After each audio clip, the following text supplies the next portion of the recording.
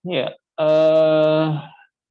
hari ini kita akan mendemonstrasikan ya, mempraktekkan bagaimana pembuatan bagian utama dari program dengan paradigma object oriented ya, yaitu yang kita sebut nanti dengan kelas ya, dengan kelas. Ya, kelas dan objek ya, satu paketnya begitu. Jadi kalau ada kelas ya pasti nanti akan ada objeknya. Dan sebaliknya, tidak mungkin akan ada objek kalau tidak ada kelasnya. Jadi kalau kita bicara kelas dan objek itu seperti kita bicara tentang tipe data dan variabel. Jadi kalau ada tipe data dan variabel, ya seperti itulah hubungan antara kelas dan objek. Jadi kelas itu ibarat tipe datanya, sedangkan objek itu ibarat variabelnya. Ya. Jadi kalau kita biasa membuat variabel, deklarasi variabel ketika di PP1 semester yang lalu, misalnya kita tulis integer x, maka dengan pola yang sama nanti kita akan membuat objek dengan cara seperti itu. Ya. Nanti kita lihat contohnya di program. Baik, kita mulai dengan menggunakan kembali project yang sudah kita buat di pertemuan sebelum-sebelumnya, yaitu PP2 2021 kelas B ya. Kita masuk, kita cek ke source package-nya ya, supaya terpisah dengan package yang sudah kita buat sebelumnya, kita buat package baru ya. Kita klik kanan di gambar source packages, kita pilih new, kemudian kita pilih package ya. Jadi package ini ibaratnya apa ya, folder ya, ibaratnya folder. Jadi dalam sebuah folder, dalam sebuah package nanti bisa berisi lebih dari satu file source code Java ya. Jadi kita kelompokkan. Kenapa demikian? Karena nanti di akhir-akhir perkuliahan kita akan mencoba struktur aplikasi, struktur program di mana melibatkan lebih dari satu file source code Java ya, bisa 2, bisa 3 dan seterusnya. Baik, package biasanya diberi nama dengan kata inisial PKG ya. Jadi ini untuk menunjukkan bahwa dia berupa package ya. Misalnya kita mau membuat package warung ya, kita akan buat package warung karena aplikasi proyek kita masih berkaitan dengan seputar warung, UMKM atau toko ya. Kita klik finish. Muncul package baru, masih warnanya abu-abu karena belum ada isinya. Kita klik kanan, kemudian kita pilih new Java class, kita membuat file source code Java yang baru. Biasanya yang kita buat adalah kelas aplikasi ya, kelas utama, kelas di mana nanti ada main-nya.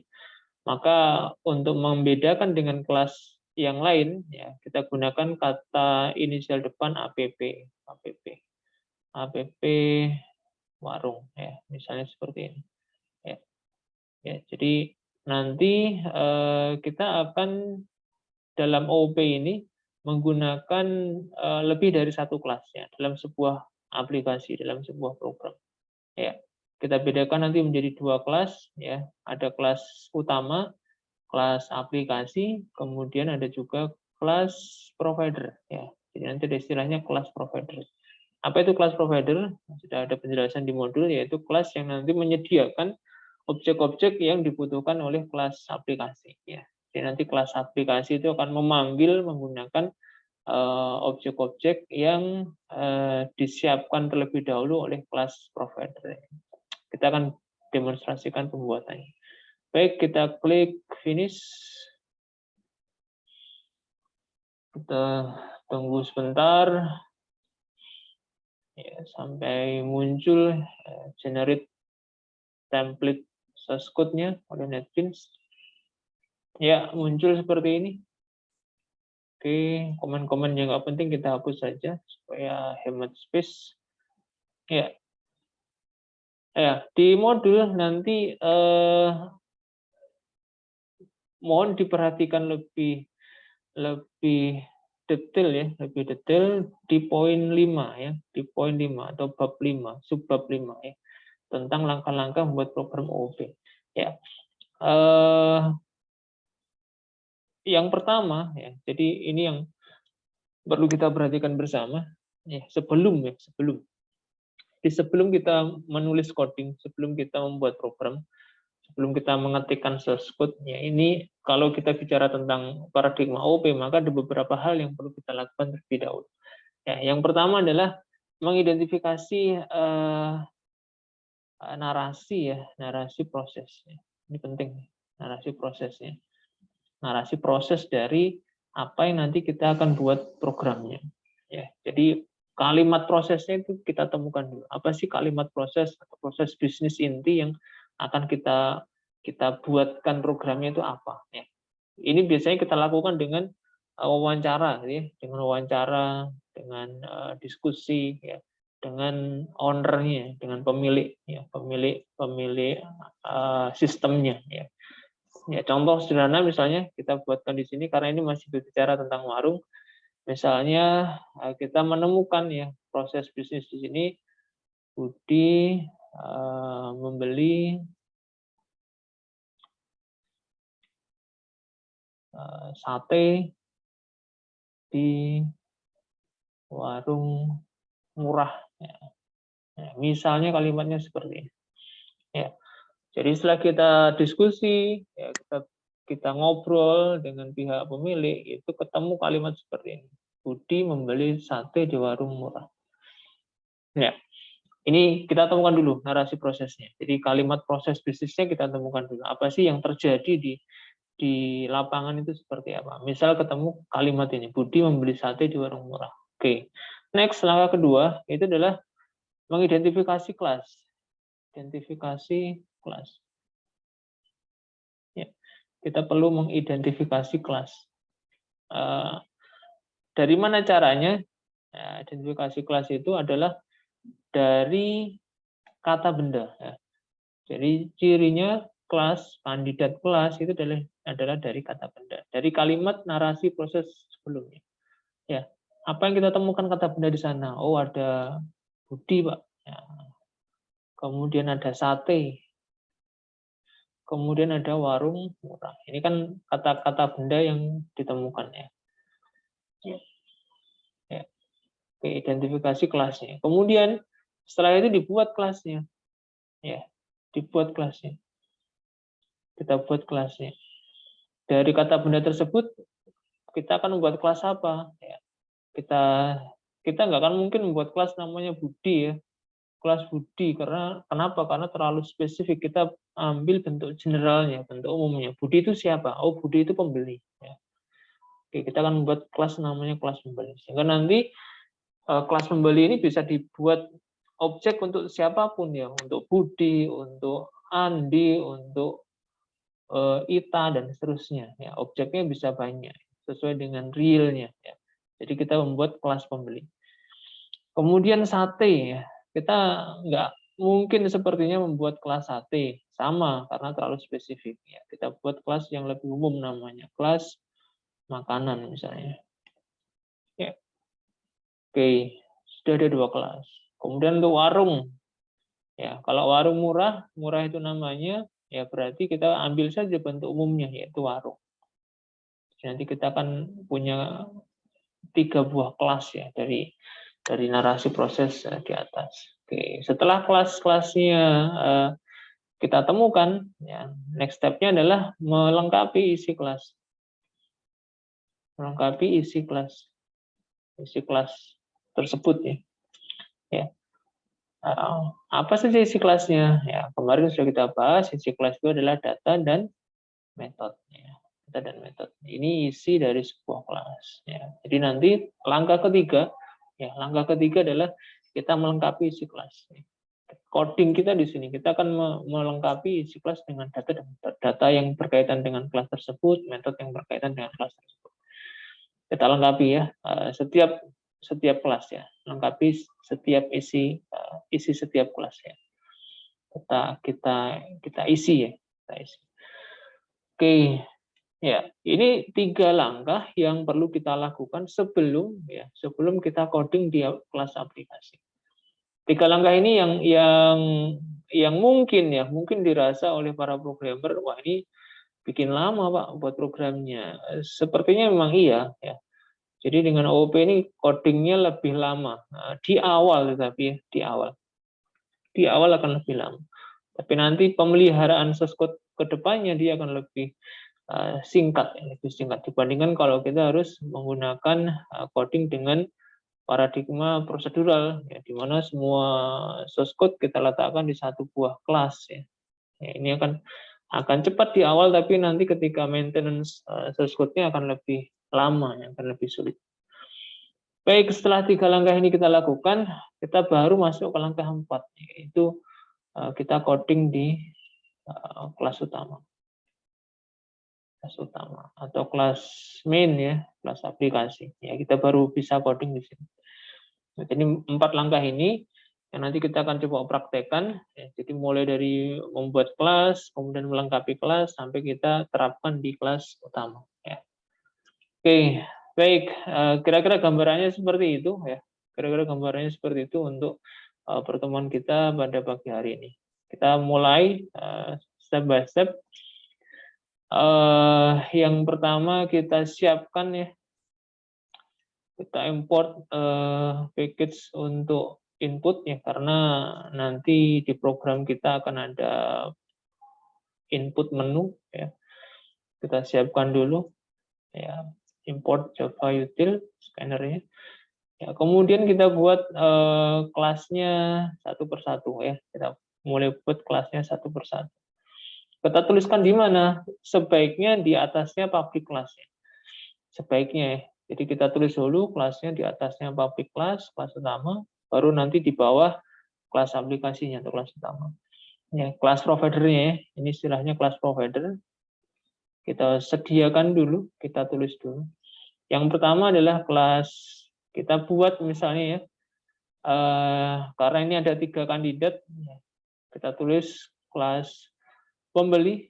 Biasanya untuk kelas provider itu diawali dengan namanya huruf C kecil. Ya, ini disarankan ya, sarankan supaya standar nanti.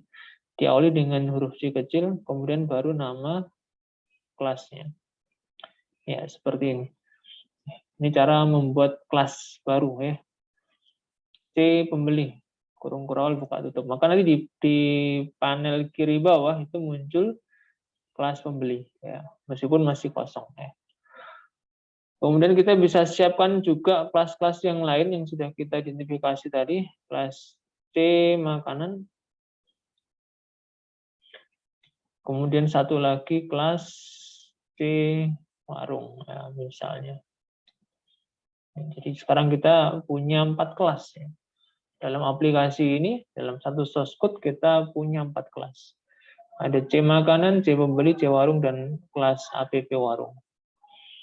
Baik, karena terbatasnya waktu, maka dari 3 kelas ini hanya 1 kelas yang nanti kita akan bahas. Selebihnya silahkan dicoba sendiri sebagai latihan di rumah ya. Oke, kita coba lengkapi ya, langkah berikutnya melengkapi si kelas. Kita pilih kelas warung ya. Kita pilih kelas warung. Ya. Isi kelas ya, sebagaimana yang sudah kita bahas di awal. Yang pertama adalah data, yang kedua adalah metode.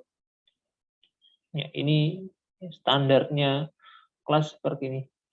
Kita perlu tuliskan ya data-data, variabel-variabel apa saja yang berkaitan dengan warung. Ya, harap digaris bawah ya, yang berkaitan dengan kelas warung. Ya. Yang nggak ada hubungannya dengan warung jangan sekali-sekali ditulis ya, karena nanti akan membuat rancu ya.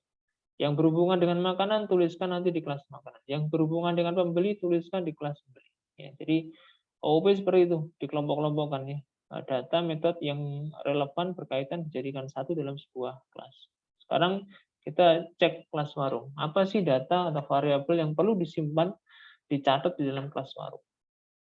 Ya, bayangkan aja sebuah warung ya, sebuah warung yang kita temui dalam dunia nyata, itu butuh menyimpan data apa saja.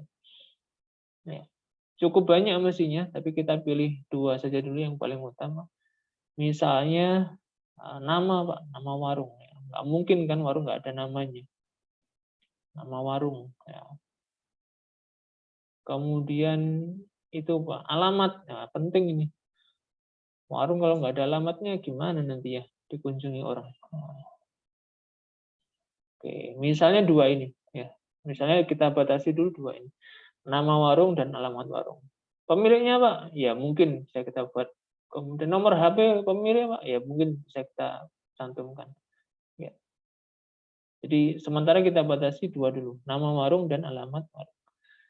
Oke, kemudian kita tambahkan visibility modifier ya. Penentu penampakannya, apakah public ataukah private. Ya. Kita tambahkan untuk data sebaiknya kita buat private, rahasia. Data itu sifatnya rahasia, tidak bisa diakses oleh publik. Kita tambahkan private, rahasia untuk nama warung dan alamat warung. Data-data sebaiknya kita buat private sebaiknya. Sedangkan metode nanti kita buat public ya. Public. Oke, ada beberapa metode standar yang direkomendasikan untuk kita buat ketika kita coding OOB. Metode-metode standar ya, penjelasan lebih lengkap ada di modul. Yang pertama adalah konstruktor. Kemudian nanti yang kedua ada setter. Kemudian yang ketiga nanti ada getter. Kemudian yang keempat nanti ada toString ya. Oke, nanti kita akan buat satu-satu ya. Baik, yang pertama konstruktor. Jadi metode standar ya, metode-metode yang sebaiknya dimiliki, dibuatkan untuk sebuah kelas itu ada 4 ya, konstruktor, setter, getter, dan toString.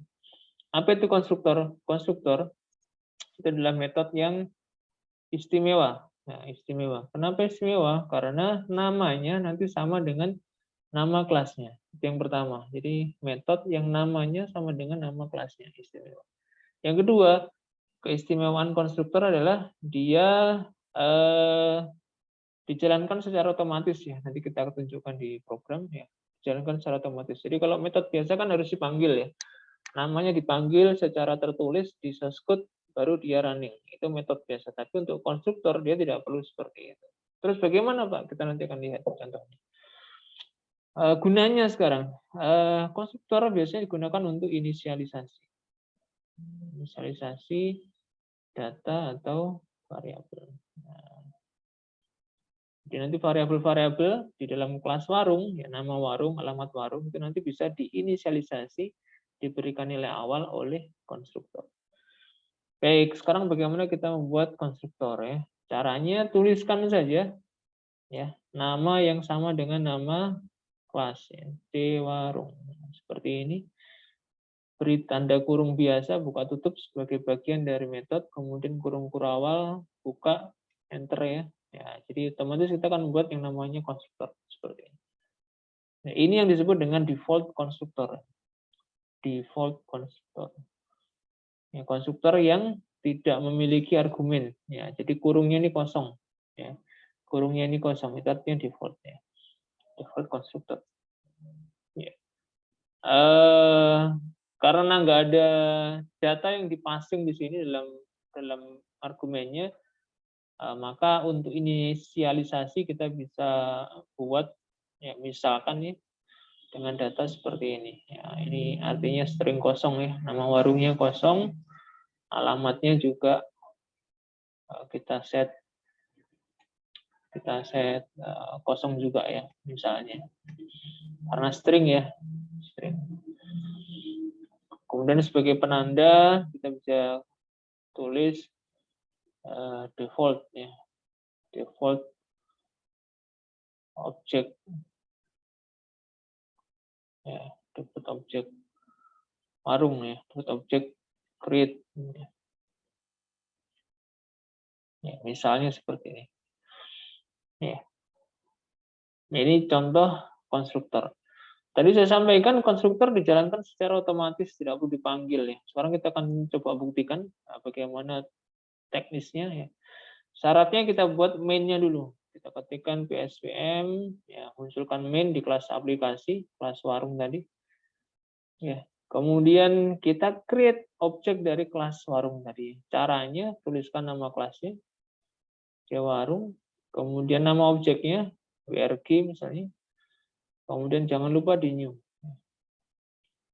Ikuti dengan nama kelasnya lagi. Kurung buka tutup. Titik koma.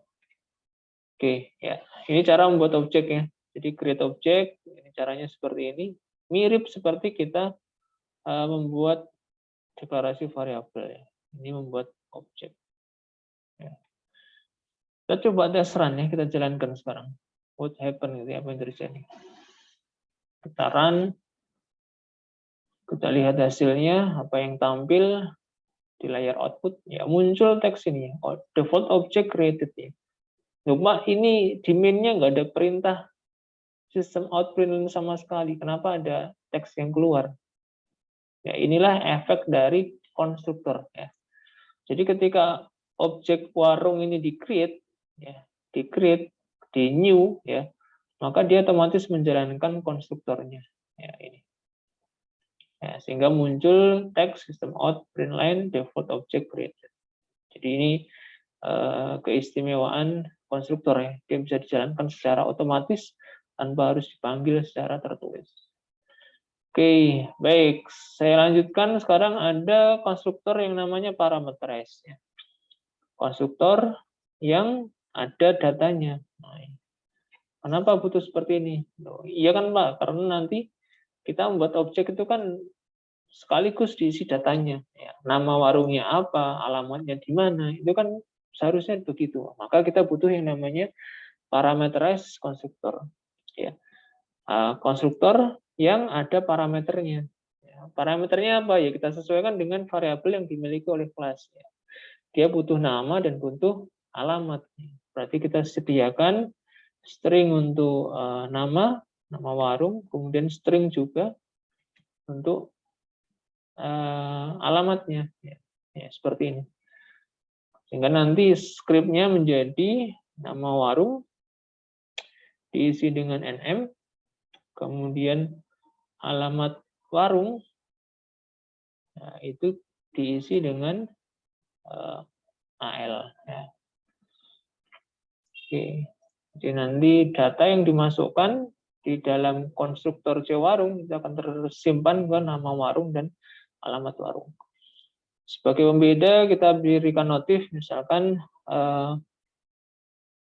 objek ya, objek plus objek warung lah ya, objek warung plus nama warung. Ya, ini misalkan untuk penanda aja dibuat. Ya, jadi kalau yang di atas created, yang di bawah dibuat supaya ada bedanya saja. Ya, jadi ini konstruktor yang kedua, namanya parameterize. Ya, saya beri keterangan parameterize. Ya, jadi konstruktor yang ada parameterize. Ada argumennya. Ya, ini. Dia punya 2 argumen. Apakah harus 2, Pak? Bolehkah dibuat 1 saja sesuai kebutuhan? Ya, jadi bisa ditambahkan lagi. Kalau misalnya butuh 1 variabel, ditambahkan lagi di bawahnya. Tapi sementara kita buat sebagai contoh dua bentuk dulu ya, yang default dan yang parameterize. Baik, kalau sudah jadi, kita tes ya, kita buat objek baru. Jadi ini 1 kelas bisa untuk banyak objek ya. Misalnya kita beri warung 1, ini warung 2. Di 1 kelas C warung kita buat untuk 2 objek di sini ya. New C warung. Nah, ini kita beri namanya. Warungnya warung murah tadi ya. Alamatnya mana? Alamatnya Rungkut misalnya. Nah, misalnya begini. Jadi kita create objek warung 2 dengan data, dengan argumen parameter murah, kemudian Rungkut. Ya, murah untuk namanya, Rungkut untuk alamatnya. Bagaimana kalau ini kita run? Kita tes run, apa yang terjadi? Apa yang muncul? Ya, jadi muncul teks yang kedua, objek warung murah dibuat. Sama, ini efek dari konstruktor. Jadi di main kita tidak menemukan perintah system out print line, tetapi kok ada teks yang keluar. Ya, ini efek dari konstruktor. Ya. Konstruktor yang kedua yang parameter S. Jadi objek warung, nama warung dibuat. Baik, ini yang pertama ya, konstruktor. Kemudian kita lanjutkan yang kedua, setter. Ada metode yang namanya setter. Jenisnya ya, buat apa setter itu? Buat mengisi nilai atau data. Jadi metode setter ini fungsinya untuk mengisi nilai atau data. Jadi nanti kalau kalian menemukan source code OOP itu biasanya ya 4 ini ya polanya. Pola metodenya 4 ini. Ada konstruktornya, ada setternya, ada getternya, ada toString-nya. Jadi kita buat yang kedua, setter. Apa cirinya setter? Setter dia mengisi nilai, berarti dia butuh data terlebih dahulu. Maka otomatis nanti kita butuh argumen ya untuk metodenya. Baik, kita buat metodenya ya, metodenya. Void. Kenapa void? Karena tidak mengeluarkan nilai. Ya, kemudian nama metodenya, ya kalau setter biasanya diawali dengan set. Ya. Kemudian diikuti dengan nama variabel yang akan di-set. Misalnya set nama warung. Ya. Set nama warung. Ini nama metodenya. Kemudian diikuti dengan argumen untuk data namanya. String n misalnya. Seperti ini. Jadi nanti akan memberi nama warung dengan variabel n. Ya, sehingga nanti perintah source code-nya nama warung diisi dengan n. Ya. Selesai ya, selesai. Jadi sederhana. Jangan lupa kita tambahkan public ya. Kenapa? Metode itu sebaiknya kita buat public. Oke. Dengan cara yang sama kita buat setter untuk alamat warungnya. Public void set alamat warung. Karena datanya alamat juga bertipe string, ya kita butuh data bertipe string juga yang nanti akan kita masukkan ke dalam alamat warung. Alamat warung kita isi dengan ya. Jadi ini setter ya. Jadi dibuat satu persatu sesuai dengan variabel atau data yang dimiliki oleh kelas tersebut. Ya, kalau Pak, kalau kelas saya nanti punya 5 variabel, ya bisa jadi perlu dibuatkan 5 setter. Ya. Tinggal kebutuhan programnya ya. Ya. Apakah kelima variabel itu perlu diubah nanti datanya ketika program berjalan? Oh iya Pak, diubah, ada kemungkinan diubah, maka 5-5-nya kita buat. Kalau misalnya, oh Pak ini dari 5 variabel hanya 3 ini yang bisa diakses, yang 2 kayaknya tetap ya, berarti kita buat setternya untuk 3 variabel saja, yang 2 tidak perlu kita buat setternya. Ya, jadi kajian analisisnya bisa seperti itu. Baik, kemudian kita lanjutkan ke yang ketiga, getter. Ya, kebalikan dari setter. Jadi kalau getter itu kan mengambil ya, mengambil atau membaca, ya, membaca data. Nah, jadi dari variabel ya, sama. Jadi setter untuk variabel, getter juga untuk variabel. Ya, jadi berbeda dengan setter. Ya, kalau setter itu mengisikan data, kalau getter itu mengambil data. Berarti ada data yang keluar. Ya. Karena ada data yang keluar, berarti return value-nya untuk metode bukan lagi void, tetapi sesuai dengan tipe data yang dikeluarkan. Ya, kalau kasusnya untuk data nama warung, berarti nanti tipenya di sini string. Ya. Public, string, kemudian nama metodenya. Ya. Sama dengan setter, diawali dengan get. Ya. Jadi kalau setter diawali dengan set, kalau getter diawali dengan get. Get apa? Get nama variabelnya, nama warung. Ya. Jadi kalau setter itu yang berisi adalah argumennya, ya. Tapi kalau getter yang berisi adalah return value-nya. Ya. Argumennya kosong. Kenapa? Kita nggak akan mengisikan data, nggak ada urusan untuk mengisi data, tapi sehingga kita kosong. Perintahnya juga tidak kalah sederhana dari setter. Kita cukup return ikuti dengan nama variabelnya yang dikeluarkan apa. Ya, return nama warung. Dengan pola yang sama kita buat untuk get alamat. Ya. Jadi luarannya nanti bertipe string get alamat warung. Oke.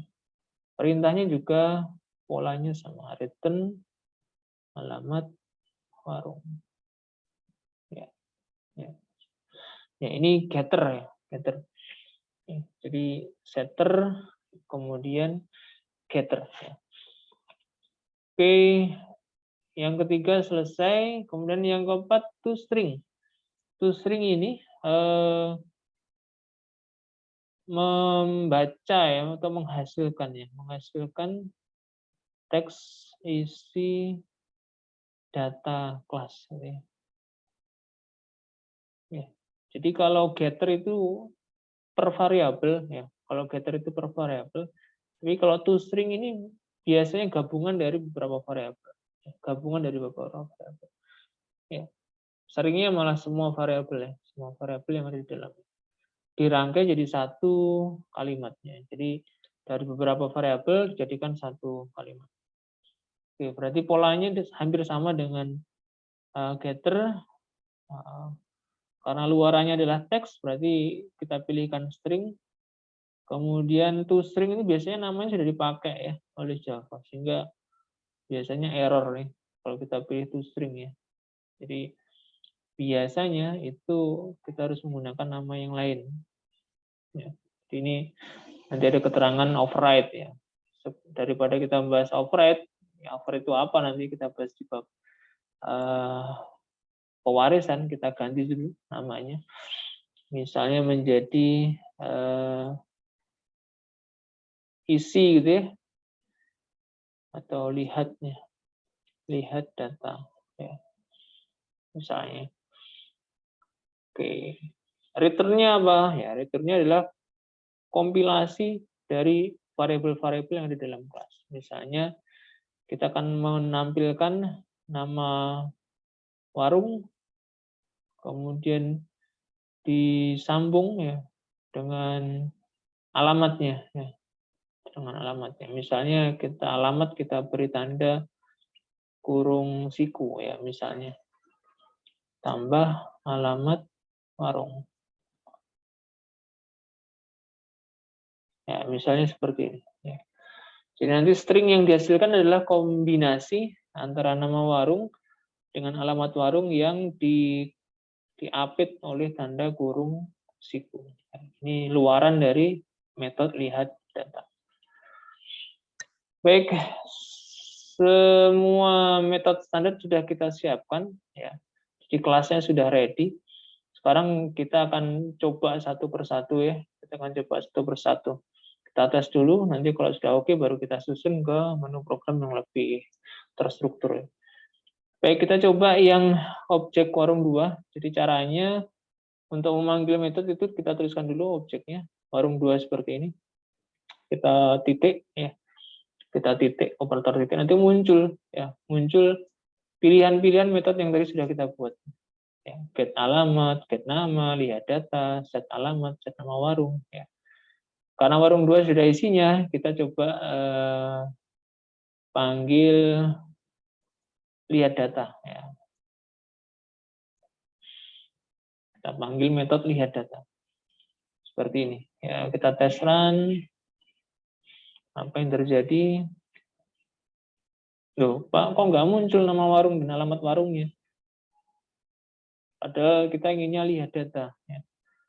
Ya, kenapa demikian? Karena luaran yang dihasilkan oleh lihat data itu tidak tertampung di mana-mana oleh min ya. Sehingga kita bisa tambahkan, misalnya, kita tambahkan perintah sistem out print line seperti ini. Sehingga nanti luaran dari metode lihat data itu akan ditangkap oleh perintah print line untuk kemudian ditampilkan ke layar output. Kita coba tes run.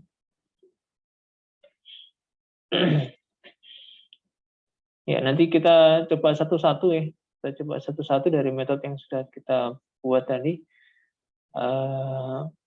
Kita tes dulu. Kemudian kalau sudah oke, kita panggil buat di program yang lebih terstruktur ya. Oke, jadi muncul seperti ini. murah rungkut gitu ya. Murah rungkut. Ya. Nama warungnya murah, lokasinya rungkut. Ya mungkin Pak ini kurang komunikatif kayaknya. Bagaimana kalau ditambahi depannya dengan nama warung? Nah, kayaknya lebih enak nanti dibaca. Oke, kita modif di lihat data, kita tambahkan dengan teks warung di depan. Kita sambung seperti ini. Ya. Jadi nanti muncul nama plus nama warung, ya, baru kemudian alamat warung. Kita coba tes run. Apakah yang muncul? Ya, muncul warung murah rungkutnya. Lebih baik ya, lebih baik. Oke, setelah kita uji coba metodenya, kita mulai sekarang coding di main. Apa yang kita ingin lakukan di main? Setelah kelasnya ready, sudah siap, ini baru kita pikirkan, main ini mau ngapain ya? Kita mau buat program yang seperti apa di main? Ya, urusan main ini sudah kita bahas di BB1 ya, semester 1 kemarin. Kita mau ngapain? Oke, baik, sekarang kita buat rencana. Kita buat menu ya, kita akan membuat menu program di main ya, memanfaatkan metode-metode yang tadi sudah kita buat. Kita siapkan dulu inputnya, new scanner, sistem pin ya. Kemudian karena nanti pilihan menu, kita buatkan variabel untuk pilihan menunya, integer pilih, misalnya kita inisialisasi dengan 0. Kemudian kita buat kerangka menunya. Ya, kita ingin menunya berulang-ulang, maka kita gunakan perintah do while seperti ini. Kita gunakan perintah do while. While apa? While misalnya nanti kita punya pilihannya 4 ya. Misalnya kita punya pilihannya 4. Pilihan 4 itu pilihan exit ya. Oke, jadi diulang-ulang selama user tidak memilih pilihan 4. Oke, ini kita buat tampilan menunya. Warung murah misalnya ya. Misalnya seperti ini. Warung murah. Ini kita ambil dari murahnya, kita isi dari objek aja lah ya. Warung ini plus warung berapa tadi? Warung 2 ya. Warung 2 get nama. Nah, ini kan lebih sip nanti. Jadi untuk nama warungnya nanti kita ambil dari objek. Warung 2 get nama warung. Jangan lupa warung 2, jangan warung 1. Kenapa warung 1 nggak ada namanya? Belum kita isi namanya. Tapi warung 2 kan sudah ada namanya. Kemudian kita ikuti dengan pilihan menunya ya. Misalnya buat warung.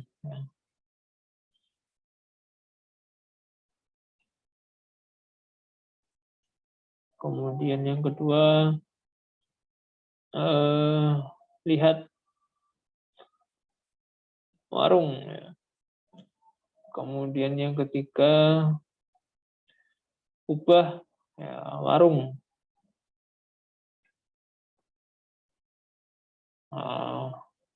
Jangan warung lah ya. Buat warung lah ya. Nanti beda-beda dengan menu yang lain. Kemudian yang keempat, selesai ya. Jadi kalau memilih 4, programnya selesai. Oke, setelah tampilan menunya kita buat, kita siapkan input pilihnya. Pilih yang mana ini usernya. Jangan lupa menggunakan print, bukan print line ya, supaya lebih rapi. Kemudian kita masukkan data scanner next in ke dalam variabel pilih. Ya, jadi kerangkanya kira-kira seperti ini. Ya, dualnya tampilkan menu warung, pilihan menunya ada membuat warung, melihat warung, kemudian mengubah warung, ya, mengubah warung. Oke. Kita coba tes. Ya.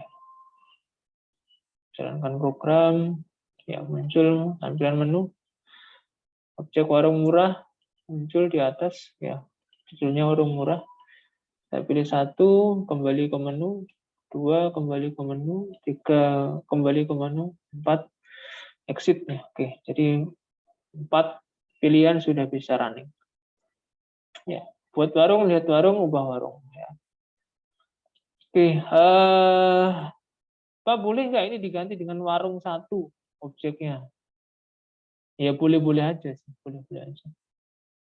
Ya, tapi catatannya warung 1 tadi kita belum mengisi ya, nama warung. Kalau ini dijalankan, otomatis nanti akan kosong ya, isinya.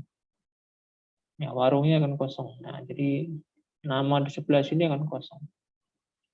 Ya nggak apa-apa Pak, nanti kan kita isi. Ya nggak apa-apa juga. Oke, kita coba eksekusi nanti ya. Oke. Baik, setelah jadi kerangkanya, kita lanjutkan dengan eksekusi menunya ya. Kita switch pilih. Kita switch pilih seperti ini. Kita switch pilih. Case-nya berarti ada 4 ya. Case 1, jangan lupa ditambahkan break ya. Ya, untuk mempercepat kita bisa kopas. Ya, kita buat 4 case ya. Case 1, case 2, case 3, case 4. Oke. Case 4 paling mudah, kita beri saut terima kasih. Ya. Oke, kita mulai dari case 1. Apa yang dilakukan di case 1? Case 1 adalah membuat data baru warung ya, yang isinya nama dan alamat. Ya, kita bisa menggunakan konstruktor ya, konstruktor untuk membuat data baru. Ya. Bisa juga sebenarnya menggunakan setter juga bisa. Ya. Tapi nanti setter kita gunakan untuk mengubah saja. Jadi untuk mengisi data baru warung kita gunakan konstruktor. Berarti kita butuh inputan untuk nama warung dan alamat warung. Ya, kita buatkan input untuk nama warung. Nama warung ya seperti ini. Kemudian kita butuh variabel bantuan ya, temporary, nm gitu aja kita sebut. Ini menampung input dari user ya. Kita pilih next ya. Kemudian dengan cara yang sama kita buat input untuk alamat. Kita luruskan seperti ini. Ya, kita buat variabel baru untuk menampung sc.next. Ya, misalnya seperti ini. Setelah data nama dan alamat tersedia, baru kita panggil konstruktornya tadi. Jadi warung 1 kita isi dengan new c warung. Ya, argumennya kita isikan di sini adalah nama dan alamatnya. Oke.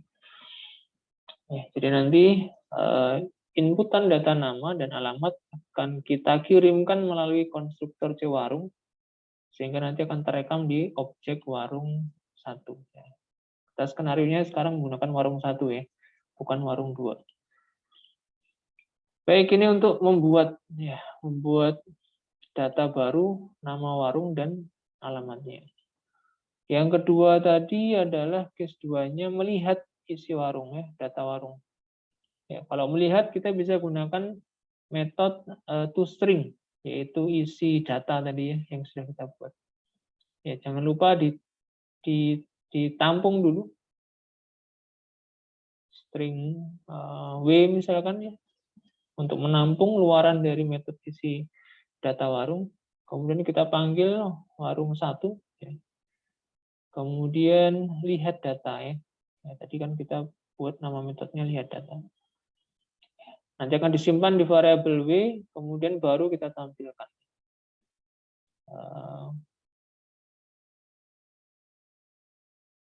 Data misalnya ya, plus w ya. Nanti akan muncul datanya warung namanya apa, alamatnya di mana. Baik, 2 ini kita bisa tes run dulu. Kita cek bagaimana hasilnya, membuat data warung dan menampilkannya. Jadi ada 2 menu yang sudah bisa kita lakukan. Kita pilih 1. Jadi nama warungnya di sini masih kosong ya, karena belum ada isinya. Sehingga masih kosong. Kita pilih 1, kita buat warung. Nama warungnya sederhana misalnya. Kemudian alamatnya Rungkut. Ya, kita enter. Nah, sekarang di menunya jadi muncul ini. Warung sederhana. Ya. Jadi menu warung sederhana muncul. Kita lihat di menu 2 ya, lihat warung. Ya, muncul teks data warung sederhana Rungkut. Jadi memanggil metode toString-nya, yaitu metode lihat data. Ya. Oke, kita lanjutkan ke case 3-nya. Ya, tinggal 1. Case 3-nya adalah mengubah data. Mengubah data itu kita bisa menggunakan metode setter ya. Jadi setter itu bisa kita ubah. Kita gunakan untuk mengubah data dari sebuah objek ya. Ya, ada 2 setter yang kita buat, setter alamat dan setter nama. Ya. Misalnya kita pilih skenario, Pak, ini yang berubah hanya alamatnya saja. Nama warung sepertinya nggak berubah, Pak. Ini ya long life ya. Sepanjang hayat ya namanya sama ya.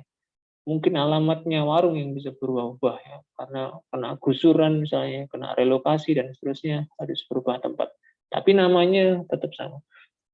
Berarti skenarionya kita buat input untuk alamat yang baru ya. Bukan alamat yang palsu ya, alamat yang baru. South, kita buat input alamat baru. Ya, misalnya seperti ini, kita sambung dengan variabel penampungnya, string A misalnya, untuk menampung alamat, ini sc.next ya. Ya, kemudian kalau sudah ada datanya, baru kita panggil ya melalui objeknya warung 1 tadi. Ya, kita titik, kita panggil metode set alamat ya. Ya, variabelnya sebagai argumen adalah A. Oke, baik. Warung nanti akan berubah alamatnya. Ya, jadi ini script ya, source code untuk mengubah alamat dari sebuah warung. Oke, sudah selesai. Kita tes run. Kita jalankan. Oh, yang ini belum berhenti ya, kita stop dulu. Oke, kita buat warung dulu. Nama warung Murah. Alamatnya Rungkut. Kita lihat ya, data warung Murah Rungkut, kemudian kita ubah ya. Ubah warung. Ya, masukkan alamat yang baru. Ya, misalkan pindah nih dari Rungkut ke mana nih? Ke Beratang misalnya atau ke Sukolilo lah. Sukolilo. Nah, alamat barunya pindah dari Rungkut ke Sukolilo. Enter. Ya, kita lihat menu 2. Ya, berubah datanya. Yang semula di Rungkut sekarang warung Murah bergeser pindah ke Sukolilo. Ya, kita pilih selesai. Ya, baik. Jadi ini contoh ya, contoh kita membuat kelas dan objek dalam program penulisan program dengan paradigma OOP. Silakan nanti bisa dipraktekkan sendiri di rumah masing-masing. Kemudian kalau memungkinkan bisa dicoba ya, bisa dicoba untuk kelas yang lain ya. Untuk kelas yang lain. Jadi kita masih ada kelas makanan, kelas pembeli, dan seterusnya. Ya, jadi bisa dilengkapi masing-masing. Coba kalau ada 3 kelas nanti menunya bagaimana? Ya, menu programnya bagaimana? Maka saran dari saya nanti menu programnya bisa dibuat sub menu ya. Jadi menu yang di sini, menu yang ada dualnya ini, nanti di dalamnya bisa dibuat sub menu ya, bisa dibuat sub menu. Bisa dibuat untuk sub menu ya. Maksudnya bagaimana? Nanti ada menu utama, ada menu tambahan ya. Jadi menu utamanya nanti sesuai dengan menu kelasnya. Jadi ada menu pembeli, menu warung, menu makanan, dan seterusnya. Kemudian nanti di masing-masing menunya, itu switch case-nya muncul menu-menu detailnya. Buat, lihat, ubah, dan seterusnya. Jadi ada menu di dalam menu, menu bersarang atau sub. Itu strateginya untuk membuat program kalau mengimplementasikan beberapa kelas sekaligus. Baik, saya kira itu penjelasan saya, contoh coding untuk pertemuan yang ketiga ini tentang kelas dan objek. Sekali lagi silakan nanti dicoba sendiri, dipraktekkan. Tidak terlalu sulit sepertinya, meskipun source code-nya ya cukup banyak, sudah hampir 90 baris, tapi kerangkanya saya kira sederhana ya, kerangkanya sederhana. Jadi fokus kita nanti di membuat kelasnya dulu, kemudian baru kita gunakan, kita panggil di bagian main ya. Jadi polanya hanya seperti itu. Oke, silakan kalau ada nanti yang mau ditanyakan bisa disampaikan. Saya kembali ke forum ya.